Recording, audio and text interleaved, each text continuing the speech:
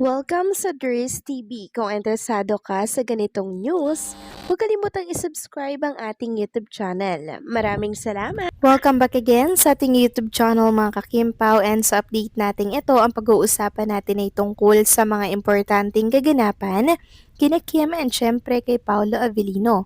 Pero bago po ang lahat, maraming salamat sa inyong patuloy na pagsuporta at pagsubaybay sa mga daily update natin.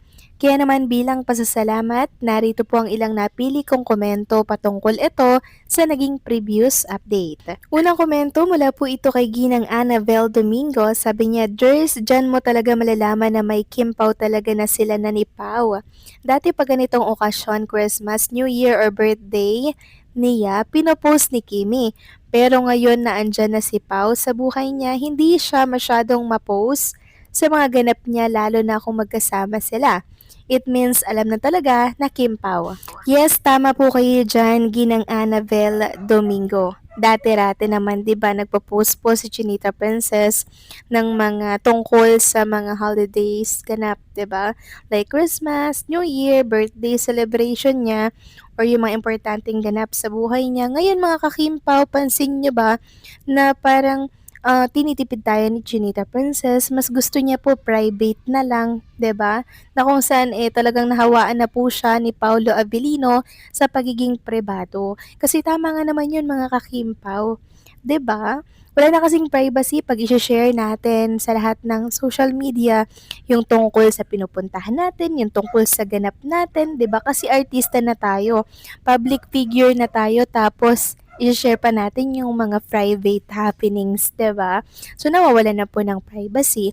Kaya tama nga naman na sikreto na lamang po ni Kim and Paolo Avellino kung ano man po yung mga happenings nila together. And yes, tama po kayo dyan. Ngayon lang ito nangyari mga kakimpaw, na kung saan talagang mas pinili ni Chinita Princess maging pribado. Dati-rati naman, 'di ba? Hindi naman po ganyan si Kim Chu. Isang patunay na rin po yun mga kakimpaw na talaga namang in a relationship na si Kim and syempre si Paolo Avellino.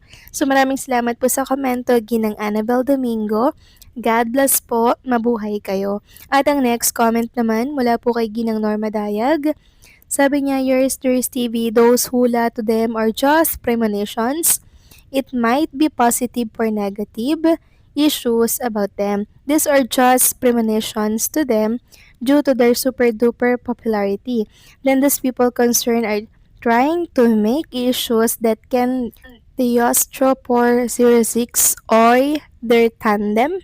So it be that way, but our stronghold to them are our prayers. God bless them both. Happy New Year to all. Yes, tama po kayo dyan, Ginang Norma Dayag.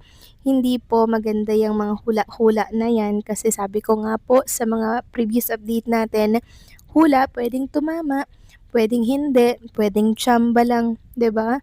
So yung mga hula na yan, wag nating paniniwalaan kasi tayo po ang gumagawa ng ating kapalaran, 'di ba? At wala pong nakakaalam ng kapalaran natin kundi po yung mas may makapangyarihan. Walang iba kundi po ang Panginoong Diyos na lumikha po sa atin. Siya lamang po ang nakakaalam kung anong magiging kapalaran natin at tayo po ang gumagawa noon. Nasa Diyos ang awa, tayo ang gumagawa. Nasa tao ang gawa mga kakimpaw. Therefore, si Kim and Paolo Avellino ang gumagawa po ng relationship nila at kung ano ang kahihinatnan ng relasyon po nila. Sa simbahan ba or hindi, 'di ba? Yan ay malalaman natin base sa mga nila, desisyon or kagustuhan. So maraming salamat po sa komento, Ginang Norma Daya. God bless po and mabuhay kayo and happy New Year sa inyong lahat. So ito na nga, pag-usapan na natin mga kakimpaw ang mga topic po na nakalap natin sa hapong ito or sa gabing ito ng Webes. At unahin nating pag-usapan ng tungkol nga dito sa kaganapan po kay Chinita Princess kanina sa It's Showtime. Kasi marami pong nagtatanong kung live daw ba yung It's Showtime kanina. So nung nakita ko po kanina mga kakimpaw, yung kasuotan ni Chinita Princess, nalaman ko kaagad kung pre-recorded, kung live ba ito or hindi.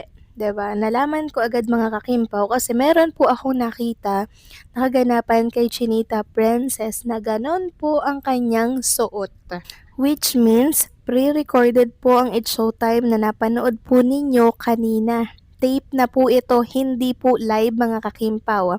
Dahil yung suot ni Chinita Princess na yan yung time na nakasama niya po si, ano ba yan, si Althea mga kakimpaw. Correct me if I'm wrong kung Althea ba yung pangalan ng bagets na yan, yung may bangs mga kakimpaw. Yun po yung during Christmas party ng It's Showtime. Ibig sabihin, nakabakasyon pa rin po si Kim and si Paolo Abilino.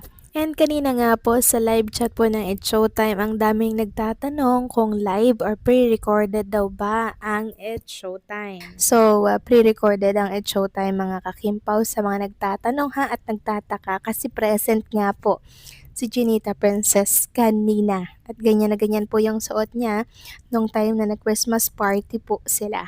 And until now, bago mga po ako mag-record, chinek ko po yung Instagram story ni Kim, ni Paula Avellino, yung mga post nila doon.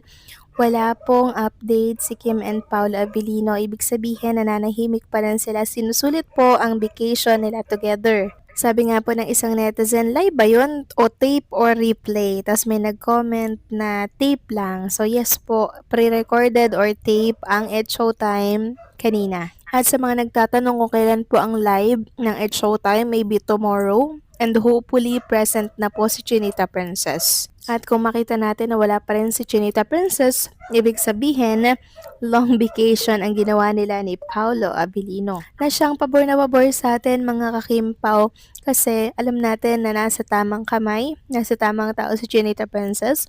And syempre, nakakapag-relax po siya, nakakapag-recharge, and syempre mas nakakapag-isip. Once kasi na nagbalik na si Kim Chiu sa It's Showtime, balik trabaho na rin, balik taping, sa mga endorsement niya, 'di ba? So panibagong energy na naman yung kailangan ni Chinita Princess. Hindi na siya makakapag-isip ulit ng ayos. So mabuti na yung na-enjoy niya, talagang sinusulit niya yung kanyang holidays na kung saan talaga namang makaka-relax po siya. And deserve naman po nila yon ni Paolo Avellino kasi ngayong 2026, ang dami pong naka-line up na project ni Kim and Paolo Avellino. May mga individual projects sila.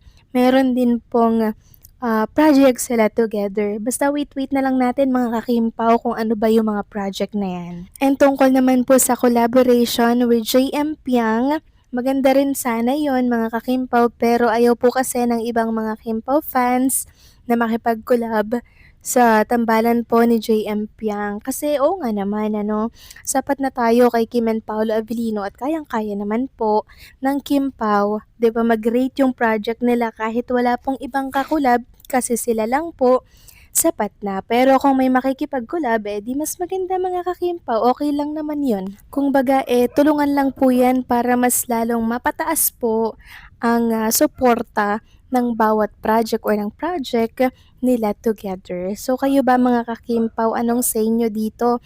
Please comment down below and syempre don't forget to like, share, comment, and subscribe.